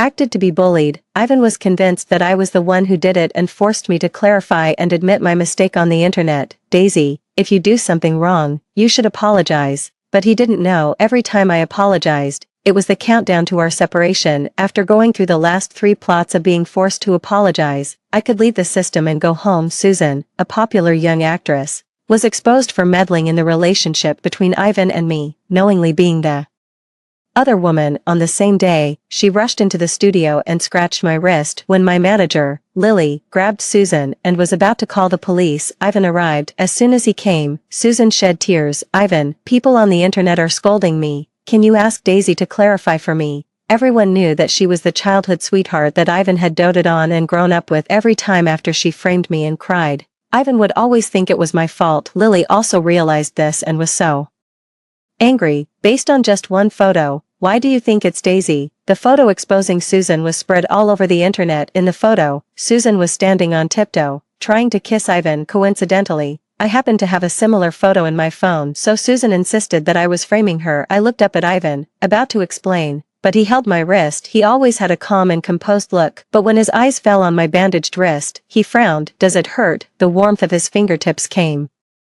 through the gauze. Maybe I was so dazed by the pain at that moment, I almost thought that Ivan would believe me this time, but the next second, Ivan let out a soft laugh. Since you know it hurts, why did you do such a thing? My heart suddenly skipped a beat and kept sinking with these words. I slowly looked up and met Ivan's eyes. I saw blatant mockery in his pitch black eyes. Daisy, he pinched my chin and forced me to look at him. Why can't you learn your lesson? Ivan still didn't believe me. He was sure that I was jealous and sent that photo. He asked me to clarify and admit my mistake on the internet. As soon as he finished speaking, the studio fell into a deathly silence. I didn't look up, but I felt many eyes on me, relying on Ivan. Susan had snatched a lot of resources and endorsements from me over the years. Now my situation is extremely difficult. Apologizing at this time would completely cut off my path. Ivan knew this better than anyone, but he didn't show the slightest bit of mercy. I looked up at him, my nose sour and uncomfortable. So from the beginning, you came here to blame me for her. From the moment he entered the door, I even had a glimmer of hope, thinking that I had been by Ivan's side for 5 years. He would stand by my side at least once, but never. Now Ivan is a figure that the whole city depends on. His eyebrows and eyes haven't changed much compared to 5 years ago. His downward-looking eyes always carry a bit of tenderness. I'm not for anyone. He looked at me, saying each word clearly. Daisy, if you do something wrong, you must make up for it. It was this sentence again. But Ivan, what right do you have to convict me so casually? The system couldn't bear to watch and sighed. I've told you long ago not to develop real feelings when doing the mission. Hold on a little longer. This is the last 3 apology missions. Host, 7 years ago, I was dragged into this world. The only way to go home is to be the wronged original partner who endures humiliation and complete the stupid plot mission of being forced to apologize. And now, there are only the last 3 left. The sudden ringing of the phone broke the silence. Lily answered the phone, but the next second, the color drained from her face. Daisy, Lily looked up at me, her voice hoarse. The Best Actress award has been given to someone else. My throat tightened. What? This was the award I had fought for with my life through 7 years of hard work. Because of one close-up shot, I soaked in cold water and filmed it more than 40 times in winter, leaving serious sequelae later. I was a nominee for 3 consecutive years. I thought this time I could finally see the light at the end of the tunnel. At this time, Susan leisurely poked her head out from behind Ivan and smiled at me with curved eyes. Sorry, Daisy, I forgot to tell you. Ivan said that this year's Best Actress award is my birthday gift. My brain buzzed. I looked at Ivan, suddenly unable to say anything. Susan's voice was sweet and soft, constantly drilling into my ears. Actually, I said I didn't really need it, but Ivan insisted on giving it to me. I couldn't listen anymore. I grabbed things and threw them at them all at once. Susan was scared and hid behind Ivan. Ivan stood in front of her and frowned. Stop making a scene. Stop making a scene. Do you hear me? I didn't want to lose face like this, but the tears just couldn't stop falling. I thought I must look very ugly and ridiculous at this moment. I looked at Ivan and asked him, why?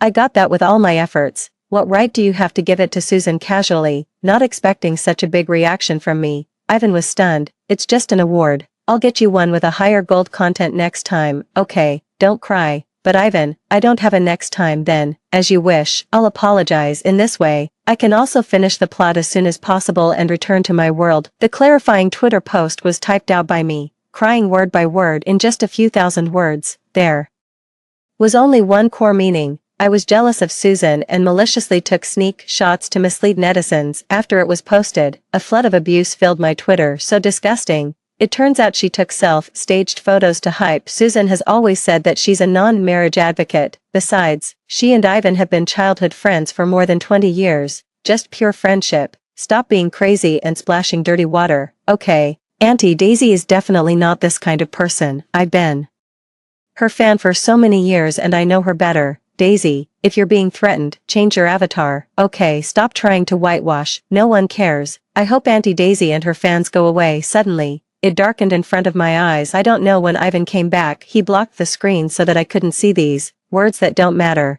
Don't take them to heart. Get through tonight. And I'll suppress the hot search. I didn't say anything. The living room was quiet. Ivan raised his hand to tuck the stray hairs behind my ear. I explained to you about the photo at that time. Susan was drunk then. I've always regarded Susan as my sister. You don't need to keep making things difficult for her like this. It seemed that Ivan had never thought that it was Susan who came to provoke me first. He had never, ever believed me. I looked up at Ivan suddenly. I wanted to know if he knew that I was wronged, if he knew that every apology would accelerate my departure. What kind of expression would he have? The second to last apology came quickly. Lily couldn't stand seeing me being bullied, so she made public the marriage certificate between Ivan and me. She even added a detailed account of thousands of words about how Susan had caused trouble externally. Ivan and I had always been in a relationship. As soon as this explosive news was released, the public opinion changed direction immediately. Following hot topics has always been everyone's hobby. People don't really care about the truth.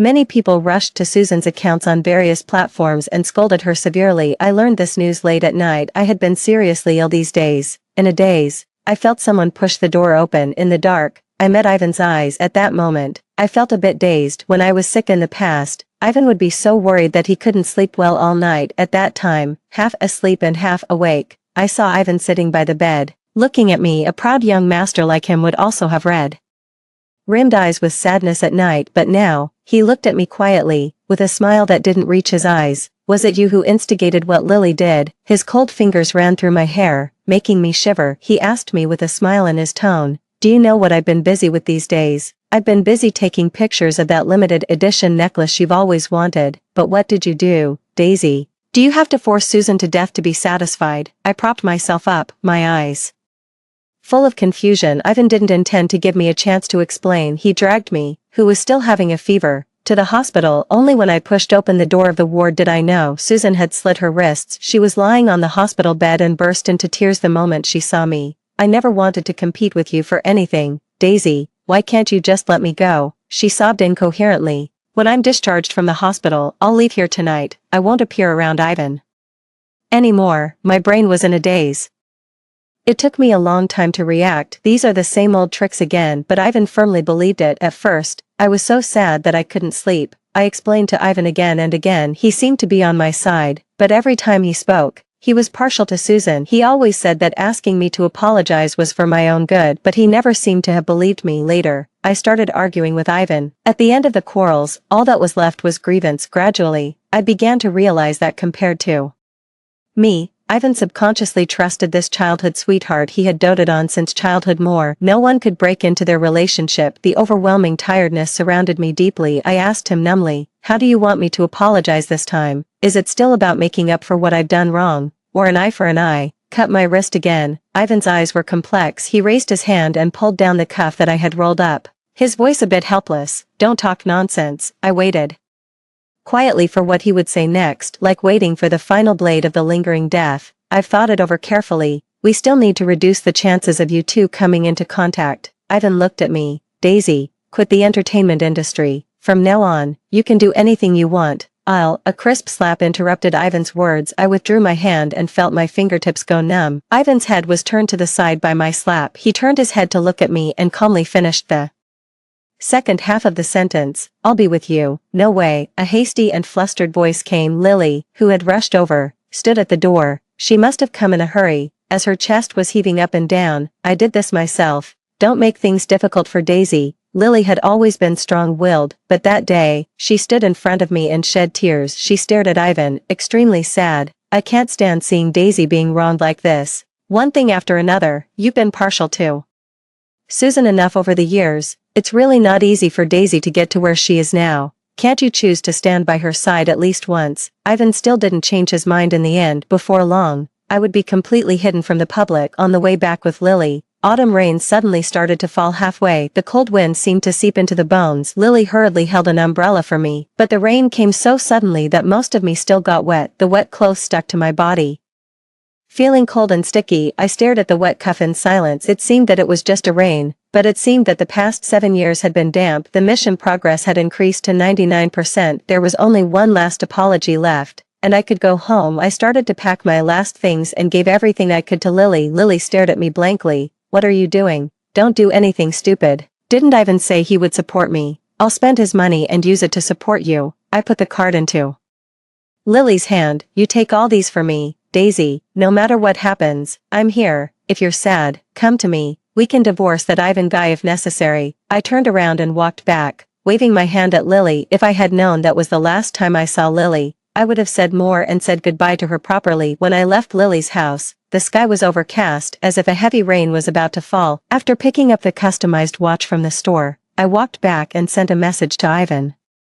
Birthday gift, come back early. Ivan replied quickly. His voice message carried a low laugh. Okay, don't play tricks on me today. After being hidden from the public, Ivan almost accompanied me all the time. I called him disgusting. I found reasons to play tricks on him again and again. Ivan was very angry, but this time, I didn't plan to play tricks on him. Today was his birthday. I wanted to use this birthday gift to get Lily a better position. After I left, she would really be alone, but it seems I'm rather unlucky. The more I want to do something, the less likely I am to succeed. I was kidnapped. When I woke up, my eyes were blindfolded. It was pitch black in front of me. My wrists, tied behind my back, had lost all feeling. Fragments of conversation from not far away reached my ears. Choose one. Which one will he pick? Needless to say, it must be. Before I could hear the rest, it was drowned out by Susan's sobs. I suddenly tensed up in the darkness. The only connection between Susan and me was Ivan, so these people were most likely Ivan's enemies. With a choice between two, the fate of the one left behind was imaginable. Gradually, no one spoke. In the darkness, every minute and second seemed to stretch on endlessly. It was so quiet that only the sound of breathing could be heard. I moved my numb fingers, my mind groggy as I thought about how to escape, probably due to the effect of the drug.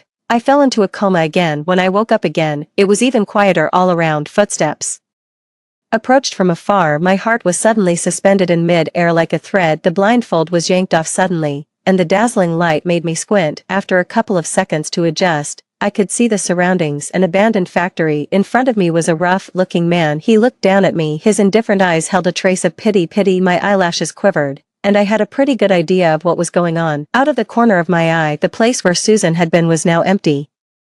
Don't look. Another kidnapper not far away took a puff of cigarette, as if he knew what I was thinking. He sneered, "You're the only one left." I was stunned for 2 seconds. My heart suddenly felt empty. Then, boundless sadness accompanied by a stabbing pain filled my entire heart. Ivan had indeed made a choice. He took Susan away and I was left behind. Mrs. Daisy, the kidnapper threw away his cigarette. Don't blame us. After all, he abandoned you with his own hands. I stood there in silence, my fingertips icy cold. It was the result I had expected, but when I really heard it, my eyes still turned red with the sting. I pinched my fingertips, forcing myself to calm down and think. I asked the system if I really died in this place, would the mission fail? The system didn't respond. The system could only appear when a mission was triggered, but since they took off the blindfold to talk to me, it meant there was room for negotiation. I was taken away again, not knowing where. The kidnapper said to me, "There is a way to negotiate, though." He took out my phone and asked me to call Ivan. 50 million. As long as Ivan transfers the money, I'll let you go. A knife slid across my cheek. I stared at the phone and sensed something was wrong in this moment. You're not Ivan's enemies. The man was obviously stunned for a second, but he didn't deny it. Of course they weren't. They were actors hired by Susan. Today was supposed to be a play self-directed and self-acted by Susan. She wanted to use this opportunity to let me see her position in Ivan's heart. After Susan left, the kidnappers should have put on a show and let me go, but, upon learning that I was Ivan's wife, they got greedy. They decided to take a risky move to get a fortune. My wrists, now untied, were both painful and numb. I held the phone, feeling it was ironic. Ivan could leave me in this situation. Do you think he'll transfer the money? Of course. The kidnapper seemed particularly confident. Do you know who Ivan chose first? It was you. This answer surprised me so much that I was stunned for a second. Ivan did choose me first, but then he quickly changed his mind and chose Susan. I held the phone tightly, with the cold blade at my neck. I couldn't resist at all. I was forced to pin all my hopes on Ivan. It took 3 tries to get the call through. The moment it connected, I subconsciously let out a sigh of relief. Ivan, they want 50 million to let me. Daisy, have you had enough of this nonsense? My words were interrupted coldly by Ivan. His voice carried a mockery. I had never heard before. First, a choice between two, then a ransom of 50 million. What's next? In the past, no matter how much you fooled around, I didn't care. Even if you treated me like a dog, I let you have your fun. But I've said not to make things difficult for Susan anymore. Why can't you listen to me? Why can't you just leave her alone? Do you know that Susan is in the hospital for emergency treatment now? If anything happens to her this time, you can't escape responsibility. I was stunned in place. I was suddenly rendered speechless by these words. Ivan rarely lost his temper like this. Thinking carefully, the few times it happened seemed to be because of Susan. At that moment, I suddenly understood why Ivan changed his mind after choosing me. He saw through this clumsy farce and believed that I had hired the kidnappers to put on a show. He thought I was being reckless again, so he changed his mind and chose to save Susan. Ivan was angry that I had tricked him with the birthday gift, and even angrier that this farce I directed had implicated the innocent Susan. Leaving me behind was his punishment for me. I looked up, forcing back the welling up tears, and slowly asked him, so do I need to apologize to her this time? As long as Ivan said yes, the last mission would be triggered. I could leave and go home. I held the phone, never hoping more that Ivan would stand by Susan without hesitation. I didn't want to stay here anymore. Ivan didn't speak on the other end of the phone. Vaguely, I seemed to hear Susan's voice. The kidnapper's blade dug into my skin threateningly, signaling me to speak quickly. I felt the warm liquid trickle down my neck and into my chest. The sharp pain made me gasp. I endured the pain and waited for Ivan's answer. Time passed second by second. Ivan seemed to have finally comforted Susan. He gave a cold hum to me. He didn't even bother to say an extra word. The next second, the system appeared with a sharp beep. Congratulations, host, the last mission has been triggered. Hurry up and apologize before the kidnappers take action. Completing this mission will allow you to go home. I suddenly relaxed all my strength. Another kidnapper noticed something was wrong and came over with a knife. He grabbed my hair and viciously gestured the knife in front of me. He told me what would happen to me if they didn't get the money. The physiological reaction of approaching death made my fingers tremble uncontrollably. I said hoarsely to Ivan, I'm not lying to you. They want 55 million to let me go. This was indeed a farce at first, but now it's turned real. You just never believed me once, not before, and not in this farce today. It's always been Susan provoking me. When I made this call initially, I wanted to ask you for help. I wanted to survive, but now I don't. On the other end of the phone, Ivan's breathing suddenly became heavier. I took a breath, but my tone was never lighter. Ivan, since you don't believe me, then use my life to apologize to Susan. As soon as I finished speaking, the phone was snatched away suddenly. Before hanging up, I seemed to hear Ivan's voice. What do you mean? His voice suddenly became hoarse. What are you going to do? Ivan would never get an answer to this question because I died before the kidnapper could act. I threw myself onto the tip of the knife. The system blocked my pain one step ahead. The next second, the mission completed.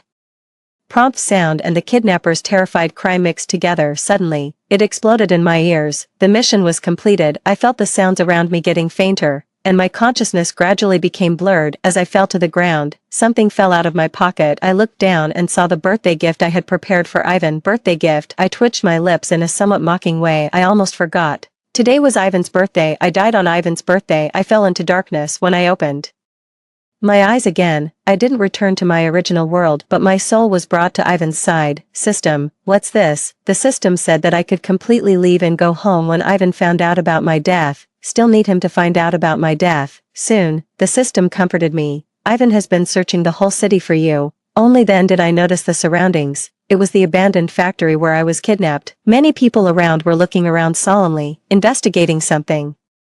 Ivan was standing not far away. His whole body was merged into the night, and his expression was unclear, but no one dared to go up and talk to him. It was only when I floated over that I found out that Ivan had been staring fixedly at the place where I was at that time. To be precise, it was the place where Susan and I were together, but at that time, Ivan took Susan away and left me behind as a punishment. Ivan stared quietly at that empty space, his fingers clenching tighter and tighter as if he had been hit hard in the heart by a heavy hammer. His face became paler and paler. He took a deep breath, trying to control himself not to think too much. The moment he turned around, he bumped into Susan, who rushed over from behind. She was limping, tears streaming down her face. She asked Ivan worriedly between sobs, Ivan, there's still no news of Daisy. Ivan's face instantly turned cold. Susan had sprained her ankle and couldn't stand steadily. The cold night wind made her whole body tremble.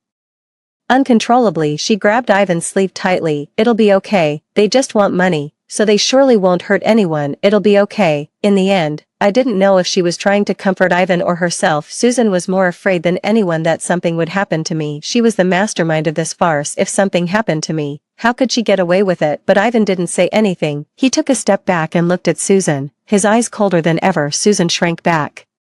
Subconsciously under his gaze, "Ivan, don't look at me like this.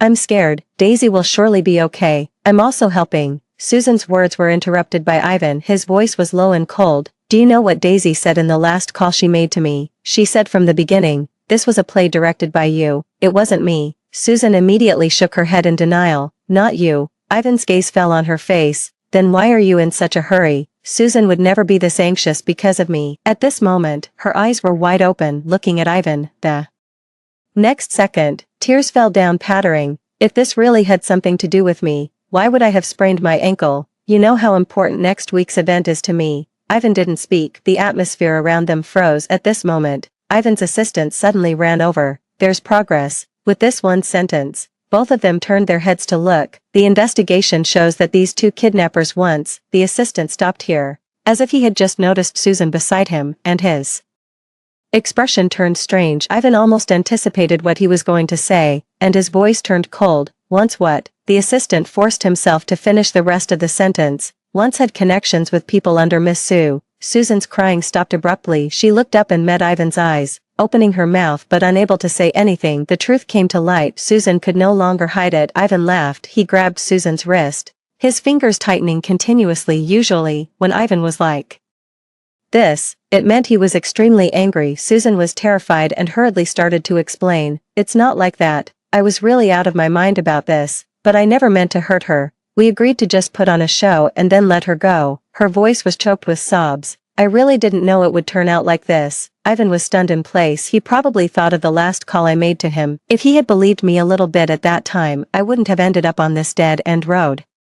But he didn't. I saw Ivan take a deep breath in the cold wind, so cold that the corners of his eyes turned red. He shook off Susan's wrist. "In the past, I indulged you for the sake of the late Daisy's uncle, but not anymore. When we find Daisy, you get out of City A on your own." Get out of City A? It meant cutting off all her paths. Susan stared at him, crying bitterly. "I've said I didn't mean it. Besides, Daisy hasn't had an accident yet. Do you really have to be so heartless?" The early morning of late autumn was misty. Ivan searched for me like crazy all night. Susan, being helped, limped along behind him, refusing to leave. The system shook its head. "The people under Ivan are really useless." Throughout the night, the system had almost never stopped mocking Ivan, but at the very beginning, the system was extremely satisfied with Ivan. When I first arrived in this world, when Ivan loved me the most, when I first traveled through to this world, I was all alone. At that time, rumors spread throughout the circle. Everyone said that a young master like Ivan was just having fun with someone of my status. Everyone was guessing when he would get tired of me and dump me. Upon hearing the news, Ivan rushed back overnight. I looked up at him, not saying a word. Ivan didn't speak either. He raised his hand to cover my eyes and then lowered his head to kiss me. His voice came, muffled. He said he loved me, only me. After that day, all those rumors disappeared overnight. I had no background when I first entered the entertainment industry, so Ivan stood by me and became my backer. Anything I took a second look at would always appear in front of me the next day. Being an orphan in my original world, I had never experienced such passionate love. I thought that finally, I was doted on by heaven, but neither I nor the system knew at that time that Ivan had a childhood sweetheart who went abroad to study out of anger. The day Ivan and I got married in a flash, Susan returned to the country. Her appearance triggered the mission. From that moment on, the countdown for Ivan and me had also started. "Host, it's coming." The system's voice pulled my thoughts back. Ivan's assistant rushed over in a hurry, but he looked at Ivan with an ugly expression, his lips moving, yet he couldn't say a word for a long time. Susan sensed something was wrong in this silence, and her face gradually turned deathly pale. Ivan's Adam's apple bobbed up and down. He kept turning the ring on his finger. He had been anxiously waiting for news all night, but at this moment, he was suddenly a bit afraid to hear it. I watched Ivan like this quietly, twitched the corners of my mouth, and said to the system with a smile, "Look at Ivan. He acts as if he's almost convinced himself. If he really cared about me, how could he leave me in the hands of the kidnappers? The love he talked about was all fake. I was so stupid in the past, still having illusions about him." The assistant licked his dry lips and said in a low voice, "Miss Daisy." He only said 3 words and then couldn't continue. Susan couldn't help but rush over, her voice trembling. "What happened to Daisy? tell me quickly, is she just injured and nothing else?" The assistant fell silent. He was genuinely sad for me for 3 seconds. I waited quietly, waited for the assistant to tell Ivan the news of my death, waiting for the final moment. The assistant finally spoke. His voice was very soft, struggling to get the words out one by one, but it was like a heavy hammer hitting Ivan's ears. "Miss Daisy was killed, confirmed dead." Suddenly, it became deathly quiet all around. 3 seconds later, the gasps and horrified voices of the crowd came like waves, crashing in this open wilderness. "Impossible." Susan's hands and feet turned icy cold in an instant. She was shaking all over. "How could she be dead? Did you make a mistake?" No one answered her. The assistant raised his hand and pointed to the abandoned factory ahead, indicating that Susan should go and see for herself. "After I died, the kidnappers fled in panic. My body was hidden here." Ivan stood in the cold wind. His figure was unsteady, as if he hadn't come to his senses from the few simple words of the assistant. The next second, the sound of the wind and everyone's voices stopped at this moment. The world stood still. The system's prompt sounded in my ears. "Congratulations, host. All tasks completed. Preparing to help you leave the world. Please get ready to leave." Finally, this moment had arrived. I sniffled. It felt like the 7 years in this world had been longer than the time in my original world. The system said that loving the wrong person was a very painful thing. I looked up. The weather was gloomy today. I've never really liked cloudy days, but this city was always drizzling. "System, you always asked me what I wanted to exchange my reward points for before. I've thought of it now. My death won't affect Susan, nor will it affect Ivan. After I die, Susan will still be a glamorous star, and Ivan might pretend to be sad. After a while, he'll start a new life as well. I died at their hands, so I want to use some of the points to change their endings." I was silent for a second, then said softly, "I want them to be plagued by illness and live a life worse than death." The system agreed. After it agreed, all the sounds around me gradually became blurred. My vision gradually faded into darkness. The system asked me if I had any regrets. I thought the most regrettable thing was that I didn't get to say goodbye to Lily properly. Probably she still didn't know the news of my death, but I didn't want her to get this news too soon. She had secretly felt sad for me many times during this period. This time, she would probably cry secretly for a long time again, but it's okay. After getting through this winter, there will be sunny days ahead because she will live a wealthy, happy, and long life. This is the best ending I chose for Lily with my points. "Lily, live well." I felt the sounds in my ears getting smaller and smaller, smaller and smaller, until finally, it was completely silent. Daisy died at the hands of the kidnappers and was left alone in the wilderness. It was said that Daisy's last distress call before her death was made to Ivan in such an urgent moment. Ivan didn't believe her, so after Daisy's accident, Ivan seemed to go crazy. He searched the whole city and found the whereabouts of the 2 kidnappers, and beat them half to death without caring about his own life. If the police hadn't arrived in time, these 2 would have lost their lives, but he wasn't any better off. He lay in the emergency room for several days. Later, it was revealed that the female star Susan was also involved in this matter. As soon as these news came out, they stayed on the hot search for a whole week. It shocked the entire entertainment industry. Many media and news outlets were desperately trying to contact Ivan, but since taking care of Daisy's affairs, Ivan had never shown up again. The living room was dark, without any lights on. Only a little faint moonlight shone through the window. It fell on Ivan's almost pale face. He sat on the ground, his back against the wall. His hand tightly held a card. In the box on the ground was a delicate wristwatch. It was the birthday gift Daisy hadn't had time to give him. Every time Ivan looked at it, his heart seemed to be torn apart. He hadn't slept for several days, but he was afraid to close his eyes. When he closed his eyes, the scene of that day would reappear in front of him. Every minute and every second of the memory was like a nightmare, constantly haunting him. It was suffocating him. He stroked the wristwatch, feeling his heart ache unbearably. His thoughts were pulled back to a few days ago. At that time, Lily threw this wristwatch over, asking him with a broken down emotion, "Do you know where Daisy was in a hurry to go when she left me that day? She said she was going to pick up this birthday gift from the store. She said she was going to celebrate your birthday. But what about you, Ivan? Why couldn't you believe her just once? If you had believed her just once at that time, she could have survived." Ivan was hit and his head turned to the side, blood flowing down his forehead. He seemed not to feel it. He lowered his head and stared fixedly at the card that had fallen out beside the box. It was a pink birthday card. On it, in Daisy's handwriting, were written strokes by strokes. The greeting was simple, but when Ivan saw These words, he froze in place, as if struck by lightning. Daisy hadn't lied to him. She had really prepared a birthday gift for him. She had even protected it with her life until her death. Ivan suddenly remembered the almost desperate distress call Daisy made to him at the end. She could have survived at that time, but he had personally cut off this way of life. At first, when he learned that Daisy was going to celebrate his birthday, he pushed off all his work and rushed back, but he waited the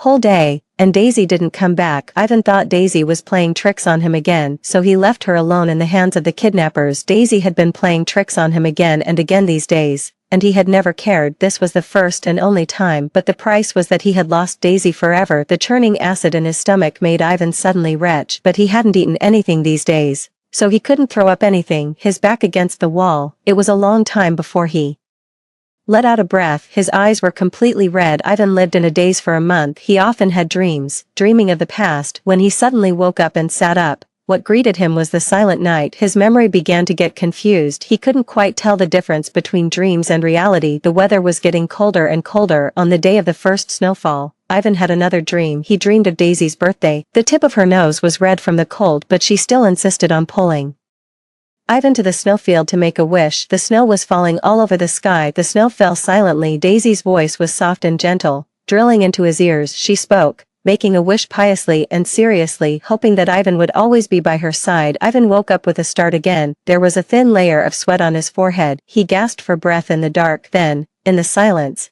he gradually realized that what he had just experienced was not a dream. It was a real past memory. Once, he and Daisy were so close, but how did he push things to where they were now? Ivan hung his head, feeling a sharp pain in his stomach. The pain made it hard for him to straighten up. Susan had come to see Ivan several times. This period was the most painful time for her. Not only was she terminated by the company, but she also had to keep proving her innocence at the police station. Daisy's matter was seriously related to her. Finally, when she managed to get out of it, she found that Lily had exposed it online, and she was suffering from unprecedented cyberbullying. There were also problems with her body. Her hair started to fall out in large clumps. She was on the verge of a mental breakdown, feeling that everyone was against her. She kept repeating that she wasn't a murderer. She had just done some wrong things, but she didn't mean to. She was cornered. She wanted Ivan to help her. She originally thought that Ivan wouldn't pay attention to her this time either, but this time, Ivan opened the door. Susan was overjoyed. There was an indelible tiredness between Ivan's eyebrows and eyes. He repeated what Susan had just said. "You want me to help you?" There was obvious mockery in these words, causing the smile on Susan's lips to freeze suddenly. Ivan seemed to laugh. "Then do you know why you were terminated by the company recently and why you've gradually come to this dead end, Susan? Guess who did all this?" Ivan's voice was very soft, without much emotion, but it instantly made Susan feel creepy. She looked at Ivan, her eyes filled with fear. The Ivan in front of her was so strange that it was as if she had never known him. Ivan opened his mouth and told Susan word by word, "All this is just the beginning." Susan couldn't listen anymore. She covered her ears and ran away. Ivan expressionlessly retracted his gaze. He did blame Susan, but he knew better than anyone that he himself was the one who caused all this. After that day, Susan never appeared in front of Ivan again. Ivan's life became completely quiet, but his stomachache became more and more frequent. He was often woken up by the pain in his half-asleep and half-awake state. He had a very strange dream. In the dream, there was a cold mechanical voice. It told Ivan that originally, he and Daisy could have been together happily forever. The condition was simple, as long as he trusted his lover. As soon as the word trust came out, Ivan's face suddenly changed. He almost anticipated what it would say, and his fingers subconsciously tightened. The system ignored him. It continued. Every time you took Susan's side and asked Daisy to apologize, the times would accumulate. When it accumulates to 99 times, it's the moment for Daisy to leave. If you had trusted Daisy even once, she wouldn't have left so easily, but you never did. All this is your own doing. The mechanical voice had no ups and downs, nor any emotions. Every word, when heard by Ivan, was like a poison-thin needle. The system didn't clearly say whether Daisy's departure meant a real departure or death, but to Ivan, it was no different from death. The paler Ivan's face became at the end. He closed his eyes in pain. Every apology was the countdown to his separation from Daisy. These words shattered the little self-righteous affection buried deep in his heart. He thought he knew Daisy well and forced Daisy to apologize from the moral high ground. Step by step, he pushed her towards death. Those memories emerged one by one like a revolving lantern, pressing down on him, almost suffocating him. Ivan covered his chest and suddenly spat out a mouthful of blood. He felt like his internal organs were burning. On New Year's Eve, It snowed continuously throughout the day. Daisy liked flowers. She liked all kinds of flowers, so Ivan bought a bouquet of flowers. He went to the seaside with the flowers. It was too cold by the seaside, and there was no one around. Ivan stood in the heavy snow, quietly looking out at the sea. The sea breeze made his fingers lose all feeling. Ivan seemed not to notice. He stared at the sea for a long time. Then, he stepped into the sea. The sea water was icy cold. Ivan walked further and step by step, towards his end. Fireworks exploded outside the window. When Daisy woke up from the dream, the kitten was already purring softly beside her ear, sound asleep. This was a stray cat she picked up in the rain on the night she returned to her original world. Now it had been 3 months since she came back. The orange cat had grown chubby. When she first came back, she always felt that everything around her was empty. There was no system in this world, no Lily. It was just her. Everything that had happened before seemed like a dream. After waking up, she was back to the starting point, but the countless balance in the bank card told her that this was not a dream. The bonus after the mission was completed was enough to ensure her worry-free life. Daisy suddenly felt relieved. Before she left all the valuable things to Lily. It was also enough for her to live on. Although they couldn't meet each other, as long as they lived well in their respective worlds, that would be enough. But she didn't expect to reunite with Lily in her dream at the same time. Not only Lily, but also the emotionless mechanical voice of the system. It tried to make its voice sound full of emotional ups and downs. Host, long time no see. Daisy was suddenly stunned, suspecting that she was hearing things. But when Lily's voice came out, she couldn't hold back anymore. Lily kept looking Daisy up and down. She didn't look much different, just a bit thinner compared to in the other world. When the system first found her, she didn't quite believe this strange voice that appeared out of nowhere, but it said that it could let her see Daisy again. Lily agreed almost without hesitation. Daisy rubbed her eyes again and again, choking back tears as she asked the system, "System, what are you up to?" The system said, "Wasn't this your regret before leaving the world? We, the system, also provide after sales service. Are you happy?" Daisy was speechless. She suddenly threw herself into Lily's arms. Tears fell down pattering. In fact, Lily had a lot to say, but when it came to her lips, she suddenly couldn't say anything. But it didn't matter, the system said. From then on, as long as they wanted, they would always have time to talk slowly in their dreams. Daisy's life didn't change much, but it became lively again. After the heavy snow, the weather cleared up. Every day from then on would be a sunny day, which she liked. Ivan died. Lily held the news for 2 days and finally told Daisy on the Lantern Festival. Daisy didn't even look up. She was only stunned for a second, then asked Lily casually, "What flavor of tang yuan do you want to eat tonight?" Lily felt that she had really let go. She let out a sigh of relief and said, "Black sesame, okay." After waking up from the dream, Daisy cooked tang yuan. The sweet and greasy taste filled her mouth. Daisy looked up. Fireworks were blooming outside the window. After all the sales have passed, all trees thrive in spring. The end.